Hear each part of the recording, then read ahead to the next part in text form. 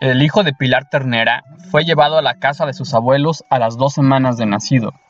Úrsula lo admitió de mala gana, vencida una vez más por la terquedad de su marido, que no pudo tolerar la idea de que un retoño de su sangre quedara navegando a la deriva, pero impuso la condición de que se ocultara al niño su verdadera identidad. Aunque recibió el nombre de José Arcadio, terminaron por llamarlo simplemente Arcadio para evitar confusiones. Había por aquella época tanta actividad en el pueblo y tantos trajines en la casa, que el cuidado de los niños quedó relegado a un nivel secundario. Se los encomendaron a Visitación, una india guajira que llegó al pueblo con un hermano, huyendo de una peste de insomnio que flagelaba a su tribu desde hacía varios años. Ambos eran tan dóciles y serviciales que Úrsula se hizo cargo de ellos para que le ayudaran en los oficios domésticos. Fue así como Arcadio y Amaranta hablaron la lengua guajira antes que el castellano, y aprendieron a tomar caldo de lagartijas y a comer huevos de arañas sin que Úrsula se diera cuenta, porque andaba demasiado ocupada en un prometedor negocio de animalitos de caramelo. Macondo estaba transformado. Las gentes que llegaron con Úrsula divulgaron la buena calidad de su suelo y su posición privilegiada con respecto a la ciénaga. De modo que la escueta aldea de otro tiempo se convirtió muy pronto en un pueblo activo, con tiendas y talleres de artesanía, y una ruta de comercio permanente por donde llegaron los primeros árabes de pantuflas y argollas en las orejas, cambiando collares de vidrio por guacamayas. José Arcadio Buendía no tuvo un instante de reposo. Fascinado por una realidad inmediata, que entonces le resultó más fantástica que el vasto universo de su imaginación, perdió todo interés por el laboratorio de alquimia. Puso a descansar la materia extenuada por largos meses de manipulación y volvió a ser el hombre emprendedor de los primeros tiempos, que decidía el trazado de las calles y la posición de las nuevas casas. De manera que nadie disfrutara de privilegios que no tuvieran todos. Adquirió tanta autoridad entre los recién llegados que no se echaron cimientos ni se pararon cercas sin consultárselo, y se determinó que él fuera quien dirigiera la repartición de la tierra. Cuando volvieron los gitanos saltimbanquis, ahora con su feria ambulante transformada en un gigantesco establecimiento de juegos de suerte y azar, fueron recibidos con alborozo, porque se pensó que José Arcadio regresaba con ellos. Pero José Arcadio no volvió. Ni llevaron al hombre víbora, que según pensaba Úrsula, era el único que podía darles razón de su hijo. Así que no se les permitió a los gitanos instalarse en el pueblo, ni volver a pisarlo en el futuro, porque se les consideró como mensajeros de la concupiscencia y la perversión. José Arcadio Buendía, sin embargo, fue explícito en el sentido de que la antigua tribu de Melquiades, que tanto contribuyó al engrandecimiento de la aldea, con su milenaria sabiduría y sus fabulosos inventos, encontraría siempre las puertas abiertas. Pero la tribu de Melquiades, según contaron los trotamundos, había sido borrada de la faz de la tierra por haber sobrepasado los límites del conocimiento humano. Emancipado al menos por el momento de las torturas de la fantasía, José Arcadio Buendía impuso en poco tiempo un estado de orden y trabajo dentro del cual solo se permitió una licencia: la liberación de los pájaros que desde la época de la fundación alegraban el tiempo con sus flautas, y la instalación en su lugar de relojes musicales en todas las casas. Eran unos preciosos relojes de madera labrada que los árabes cambiaban por guacamayas, y que José Arcadio Buendía sincronizó con tanta precisión que cada media hora el pueblo se alegraba con los acordes progresivos de una misma pieza, hasta alcanzar la culminación de un mediodía exacto y unánime con un valse completo. Fue también José Arcadio Buendía quien decidió por esos años que en las calles del pueblo se sembraran almendros en vez de acacias, y quien descubrió, sin revelarlos nunca, los métodos para hacerlos eternos. Muchos años después, cuando Macondo fue un campamento de casas de madera y techos de zinc, todavía perduraban en las calles más antiguas los almendros rotos y polvorientos, que nadie sabía entonces quién los había sembrado. Mientras su padre ponía en orden el pueblo y su madre consolidaba el patrimonio doméstico con su maravillosa industria de gallitos y peces azucarados, que 2 veces al día salían de la casa ensartados en palitos de balso, Aureliano vivía horas interminables en el laboratorio. abandonado, aprendiendo por pura investigación el arte de la platería. Se había estirado tanto que en poco tiempo dejó de servirle la ropa abandonada por su hermano y empezó a usar la de su padre. Pero fue necesario que Visitación les cosiera alforzas a las camisas y sisas a los pantalones, porque Aureliano no había sacado la corpulencia de los otros. La adolescencia le había quitado la dulzura de la voz y lo había vuelto silencioso y definitivamente solitario. Pero en cambio, le había restituido la expresión intensa que tuvo en los ojos al nacer. Estaba tan concentrado en sus experimentos de platería que apenas se abandonaba el laboratorio para comer. Preocupado por su ensimismamiento, José Arcadio Buendía le dio las llaves de la casa y un poco de dinero, pensando que tal vez le hiciera falta una mujer. Pero Aureliano gastó el dinero en ácido muriático para preparar agua regia y embelleció las llaves con un baño de oro. Sus exageraciones eran apenas comparables a las de Arcadio y Amaranta, que ya habían empezado a mudar los dientes y todavía andaban agarrados todo el día a las mantas de los indios, tercos en su decisión de no hablar el castellano, sino la lengua guajira. «No tienes de qué quejarte», le decía Úrsula a su marido. «Los hijos heredan las locuras de sus padres». Y mientras se lamentaba de su mala suerte, convencida de que las extravagancias de sus hijos eran algo tan espantoso como una cola de cerdo, Aureliano fijó en ella una mirada que le envolvió en un ámbito de incertidumbre. «Alguien va a venir», le dijo. Úrsula, como siempre que él expresaba un pronóstico, trató de desalentarlo con su lógica casera. Era normal que alguien llegara. Decenas de forasteros pasaban a diario por Macondo, sin suscitar inquietudes ni anticipar anuncios secretos. Sin embargo, por encima de toda lógica, Aureliano estaba seguro de su presagio. «No sé quién será», insistió, «pero el que sea, ya viene en camino». El domingo, en efecto, llegó Rebeca. No tenía más de 11 años. Había hecho el penoso viaje desde Manaure con unos traficantes de pieles que recibieron el encargo de entregarla junto con una carta en la casa de José Arcadio Buendía.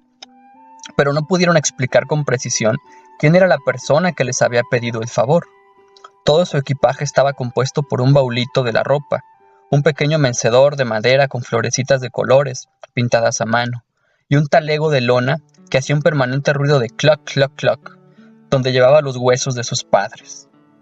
La carta dirigida a José Arcadio Buendía estaba escrita en términos muy cariñosos por alguien que lo seguía queriendo mucho a pesar del tiempo y la distancia, y que se sentía obligado, por un elemental sentido humanitario, a hacer la caridad de mandarle esa pobre huerfanita desamparada, que era prima de Úrsula en segundo grado, y por consiguiente parienta también de José Arcadio Buendía, aunque en grado un poco más lejano, porque era hija de ese inolvidable amigo que fue Nicanor Ulloa, y su muy digna esposa, doña Rebeca Montiel, a quienes Dios tuviera en su santo reino, cuyos restos adjuntaban a la presente para que les dieran cristiana sepultura. Tanto los nombres mencionados como la firma de la carta eran perfectamente legibles, pero ni José Arcadio Buendía ni Úrsula recordaban haber tenido parientes con esos nombres, ni conocían a nadie que se llamara como el remitente, y mucho menos en la remota población de Manaure. A través de la niña fue imposible obtener ninguna información complementaria. Desde el momento en que llegó, se sentó a chuparse el dedo en el mecedor y a observar a todos con sus grandes ojos espantados, sin que diera señal alguna de entender lo que le preguntaban. Llevaba un traje de diagonal teñido de negro, gastado por el uso, y unos desconchados botines de charol. Tenía el cabello sostenido detrás de las orejas con moños de cintas negras. Usaba un escapulario con las imágenes borradas por el sudor, y en la muñeca derecha un colmillo de animal carnívoro, montado en un soporte de cobre, como amuleto contra el mal de ojo. Su piel verde, su vientre redondo y tenso como un tambor, revelaban una mala salud y un hambre más viejas que ella misma. Pero cuando le dieron de comer, se quedó con el plato en las piernas, sin probarlo. Se llegó incluso a creer que era sordomuda, hasta que los indios le preguntaron en su lengua si quería un poco de agua, y ella movió los ojos como si los hubiera reconocido y dijo que sí con la cabeza. Se quedaron con ella porque no había más remedio. Decidieron llamarla Rebeca, que de acuerdo con la carta era el nombre de su madre. porque Aureliano tuvo la paciencia de leer frente a ella todo el santoral y no logró que reaccionara con ningún nombre. Como en aquel tiempo no había cementerio en Macondo, pues hasta entonces no había muerto nadie, conservaron el talego con los huesos, en espera de que hubiera un lugar digno para sepultarlos, y durante mucho tiempo estorbaron por todas partes. Y se les encontraba en donde menos se suponía, siempre con su cloqueante cacareo de gallina clueca. Pasó mucho tiempo antes de que Rebeca se incorporara a la vida familiar. Se sentaba en el mecedorcito a chuparse el dedo, en el rincón más apartado de la casa. Nada le llamaba la atención, salvo la música y los relojes, que cada media hora buscaba con los ojos asustados, como si esperara encontrarla en algún lugar del aire. No lograron que comiera en varios días. Nadie entendía cómo no se había muerto de hambre. Hasta que los indígenas, que se daban cuenta de todo porque recorrían la casa sin cesar con sus pies sigilosos, descubrieron que a Rebeca solo le gustaba comer la tierra húmeda del patio y las tortas de cal que arrancaba de las paredes con las uñas. Era evidente que sus padres, o quienquiera que le hubiese criado, la había reprendido por ese hábito, pues lo practicaba a escondidas y con conciencia de culpa, procurando trasponer las raciones para comerlas cuando nadie la viera. Desde entonces la sometieron a una vigilancia implacable. Echaban hiel de vaca en el patio y untaban ají picante en las paredes, creyendo derrotar con esos métodos su vicio pernicioso. Pero ella dio tales muestras de astucia e ingenio para procurarse la tierra, que Úrsula se vio forzada a emplear recursos más drásticos. Ponía jugo de naranja con ruibarbo en una cazuela que dejaba al sereno toda la noche, y le daba la pócima al día siguiente en ayunas. Aunque nadie le había dicho que aquel era el remedio específico para el vicio de comer tierra, pensaba que cualquier sustancia amarga en el estómago vacío tenía que hacer reaccionar al hígado. Rebeca era tan rebelde y tan fuerte, a pesar de su raquitismo, que tenían que barbearla como un becerro para que se tragara la medicina, y apenas si podían reprimir sus pataletas y soportar los entrevesados jeroglíficos que ella alternaba con mordiscos y escupitajos, y que según decían los escandalizados indígenas, eran las obscenidades más gruesas que se podían concebir en su idioma. Cuando Úrsula lo supo, complementó el tratamiento a correazos. No se estableció nunca si lo que surtió el efecto fue el ruibarbo o las tollinas, o las dos cosas combinadas. Pero la verdad es que en pocas semanas, Rebeca empezó a dar muestras de restablecimiento. Participó en los juegos de Amaranto y Arcadio y Amaranta, que la recibieron como a una hermana mayor, y comió con apetito sirviéndose bien de los cubiertos. Pronto se reveló que hablaba el castellano con tanta fluidez como la lengua de los indios, que tenía una habilidad notable para los oficios manuales, y que cantaba el valse de los relojes con una letra muy graciosa que ella misma había inventado. No tardaron en considerarla como un miembro más de la familia.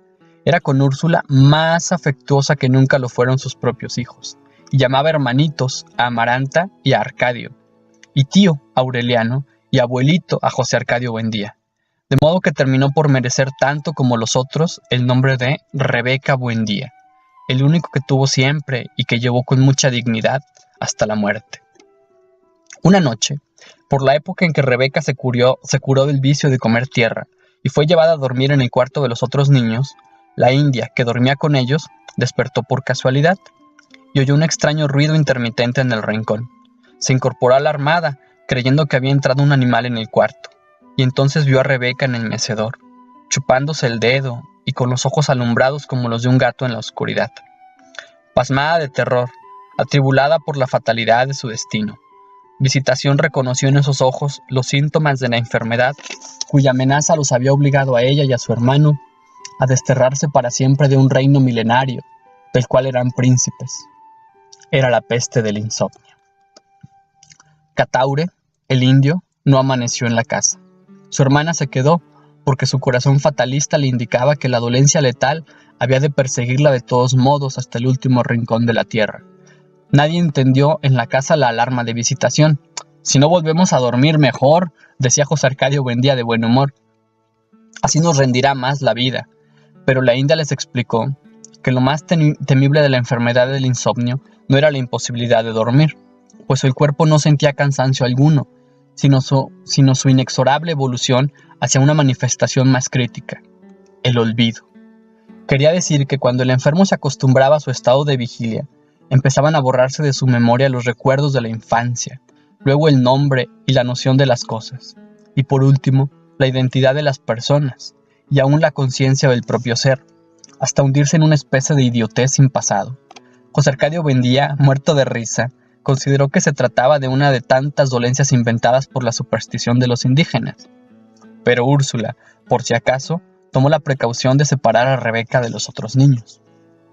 Al cabo de varias semanas, cuando el terror de visitación parecía aplacado, José Arcadio Buendía se encontró una noche dando vueltas en la cama sin poder dormir. Úrsula, que también había despertado, le preguntó qué le pasaba, y él le contestó: «Estoy pensando otra vez en Prudencio Aguilar». No durmieron un minuto, pero al día siguiente se sentían tan descansados que se olvidaron de la mala noche.